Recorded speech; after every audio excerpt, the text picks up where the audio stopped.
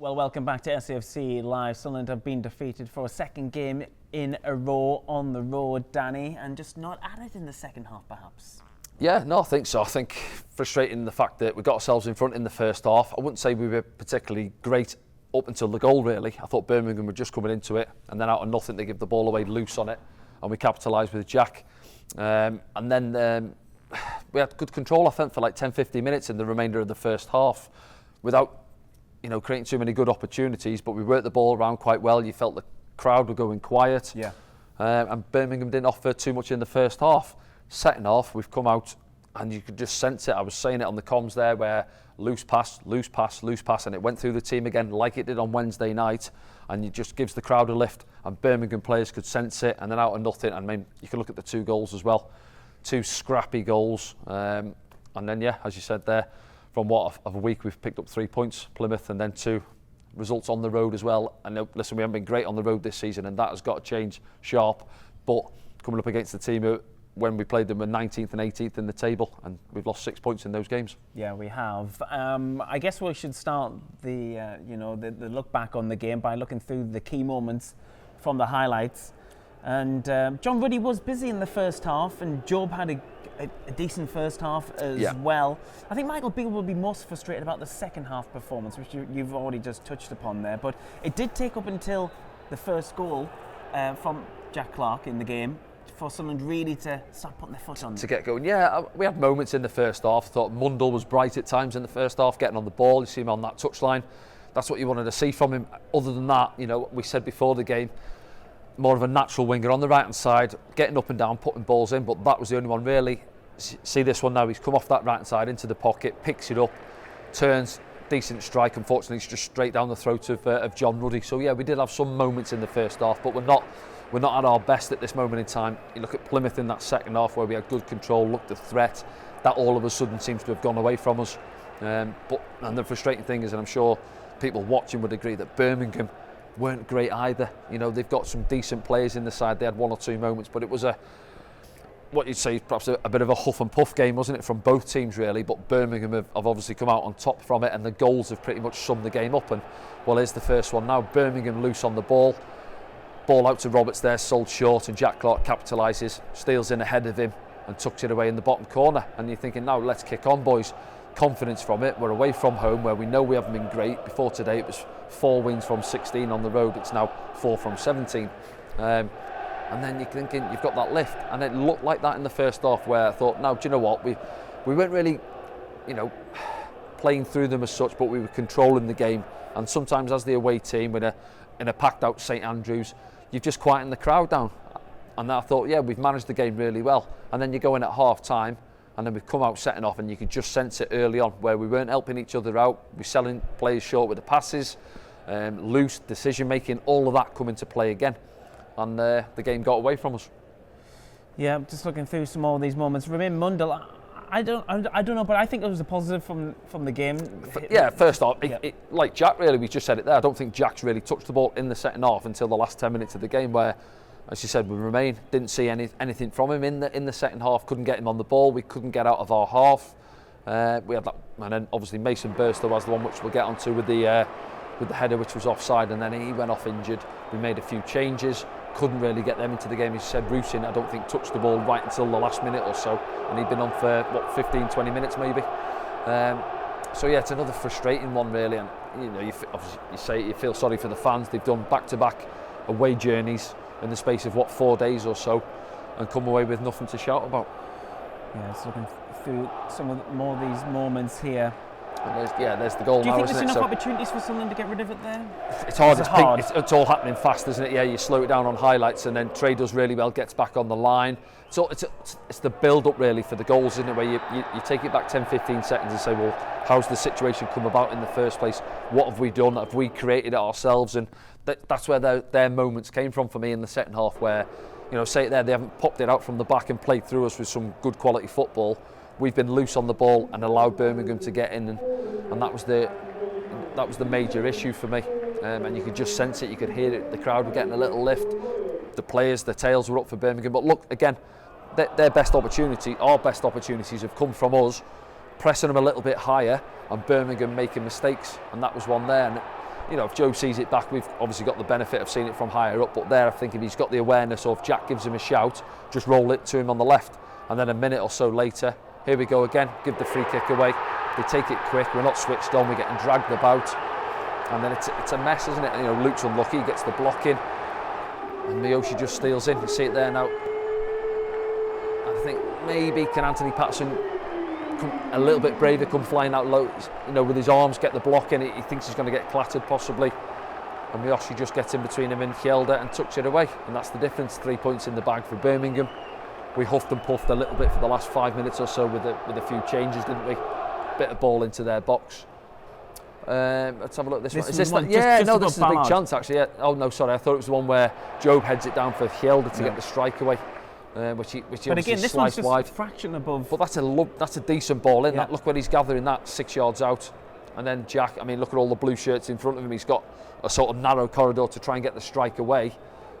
Looking for the opening, really, isn't he? Maybe looking to try and bend it into the far corner. He knows it's not quite there. It hasn't opened up for him, and he has to try and reverse it. Doesn't get a clean strike on it, and that's that. So I can imagine that dressing room. It's a flat, quiet dressing room. Getting back on the coach. We said it on Wednesday night. We can't keep saying, oh, we've got to put it to bed now and look for the next one. Games are running out now. Is it 13 to go, I think, now after today? And the gap's going to be bigger because results haven't gone for us elsewhere. Let's have a look at some of your thoughts here on the post-game programme as we use the hashtag AskDanny. Dave's watching from Dallas, Texas. I really think we can be exploiting teams by winning more throw-ins further up the pitch. Why do you think we are so reluctant to play for throw-ins? Clark in particular has the chance to play it off people for throw-in every game. I'm not too sure about that one. Perhaps it's a point about playing more wide and getting in those kind of positions what Dave's trying to make there. But certainly in the second half, Sunderland weren't in the opposition half enough, Danny.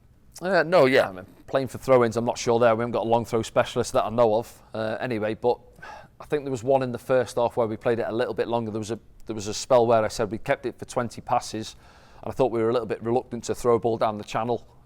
We went back, we kept the ball, we weren't really getting anywhere with it. Went back to Anthony Patterson, and he played out a play, I think, with his left foot on the left-hand side, where those little situations, I think maybe can we just mix it up a little bit, just chuck a ball in, and if the strikers aren't willing to run in behind, then, you know, as a former fullback or centre-back, if I'm getting pressed and I just drop a little ball in the channel and I haven't got somebody who's willing to run in there and they know that it's developing across the pitch, I'd be then getting onto him saying, come on, you can see I'm getting forced down there, I've left the ball in there, you've got to be making that run behind, and then it gets us up the pitch. There was one, wasn't there, where went forward, Mason Burstow just leant into the centre half, it dropped down, I think Romain Mundle picked the ball up, got us on the front foot. So sometimes you can mix a game up a little bit more and play in the opposition's half, and maybe that's what Dave's looking at, maybe at the start of the second half where we were scruffy on the ball, we couldn't keep hold of possession, we spent barely any time in Birmingham's half of the pitch, and it was coming back at us.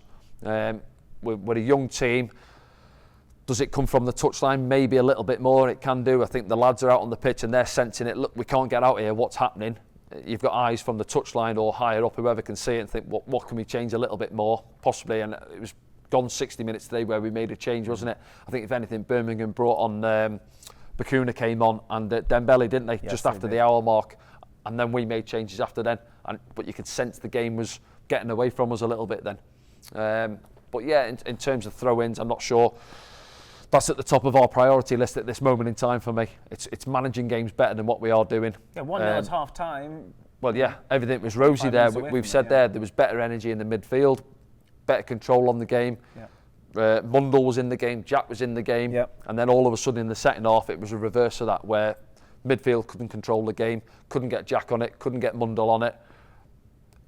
Top end of the pitch, Mason Burstow couldn't get hold of the ball. Do you know what I mean? It just went a reverse of what we were seeing in that last 10-15 minutes of the first half, and that's obviously got to change from our point of view. Let's have a look at another thought here on hashtag AskDanny. Just got time for this one, I think. Thoughts on the referee's performance today? That's from Matthew. I mean, he gave 8 yellow cards. Yeah, I felt there could have been a couple more from a Birmingham point of view as well. I thought a couple of times where if you look at the yellow card that maybe Dan Ballard picked up, I thought there was a few examples from a Birmingham player which went uncarded. But yeah, there's so much at a. Well, for instance, there Trey Hume got booked eventually. Trey had one earlier on which I thought he perhaps could have got booked for. Yeah. Very similar to Dan Ballard. So it's sort of, Abdullah. Why is he booked in for that one? Why is it Abdullah's coming together on Dembele on the far side just after he come on? I don't think we're coming away from the game speaking about the officials. No, I think, again, we're on about throw-ins there. That's not top of our priority for me. And the referee's performance today, no better, no worse than what we've seen throughout the course of the season. No. I don't think there was any glaring, big decisions, sort of obvious decisions which went against us or went for us. A few yellow cards here and there. So I wouldn't be talking about the referee too much. Our main concern for me is us getting back on the training pitch and trying to put things right immediately, because we said it there, we're into the last third of the season, the business end of the season, and all of a sudden the season's starting to get away from us. Yeah, it's this middle point of the season. Sunderland are struggling to pick up wins. Let's have a look at the other scores. I think these are all full-time scores now. There was an early kick-off, Plymouth Argyle against Leeds United. That finished 2-0 to Leeds. Going through the others, Bristol City 0, Queen's Park Rangers 1, Huddersfield Town 1, Hull City 2, Leicester City 1, Middlesbrough 2, big win for Middlesbrough. Millwall 0, Sheffield Wednesday 2, Norwich City 4, Cardiff City 1, Preston North End 2, Blackburn Rovers 2, Rotherham United 0, Watford 1, Stoke City 0, Coventry City 1, Swansea City 1, Ipswich Town 2. I think we just leave that on the screen for a moment there, Danny, because you want to pick out a couple of those results there. Obviously, a few were gone against Sunderland there. Well, yeah, if you're looking at them, so obviously Hull picking up the 3 points, and they've got a game in hand against Huddersfield, who obviously took the 3 points off us on Wednesday evening. A big win for Middlesbrough, who are probably going to be the champions, Leicester City, so an off day for Leicester. Norwich with a goal behind, I think, weren't they, early on? They came through that at home to pick up the points. Preston, I think, were 2-0 down, then they clawed it back to 2-2 and scored 2 in the space of 4 minutes just before the break. And then you're looking at Coventry, who I think have gone back. We'll have a look at the table. I think they've gone back into the playoffs. It's a big result that for Stephen Schumacher as well. He's still struggling, isn't he, down at Stoke? Yeah, can't get him going in Stoke, They've got to be having a look at it over their shoulder, aren't they, really struggling? And then Ipswich, I think, obviously, people were thinking they're going to fall off it. They had a ropey spell, didn't they? But they're back to it, picking up another 3 points. And that's where Sunderland have their next game, of course. They're back here at the Stadium of Light against Swansea City. What does that do for the league table? Sunderland dropped to 10th. Well, I think we were 10th before the game. Yeah, we were, kicked as we off, were, really. But they're slipping away from that 6th place now. Gaps opening up, aren't they? Well, what is it now? 4 points, 4 points. And then you look at, obviously, Hull got the game in hand as well. West Brom have got a game in hand. Ipswich, but they look like that's the top four. Those top four are done, aren't they? Yeah, and they say it's West Brom and it's 5th and 6th, isn't it? Teams having a fight for those couple of places there, I think. So yeah, it's going to be tough. You know, bad week for us in terms of picking up points. As you mentioned there, Swansea at home next, isn't it? And then we've got games coming up. I think we played the top 3 there in terms of Leicester and Southampton. We've got Leeds to go to as well, haven't we? So we've got tough teams. But if you want to be up there, you've got to take points off the top sides as well. But mainly from our point of view, we've got to start picking up points on the road.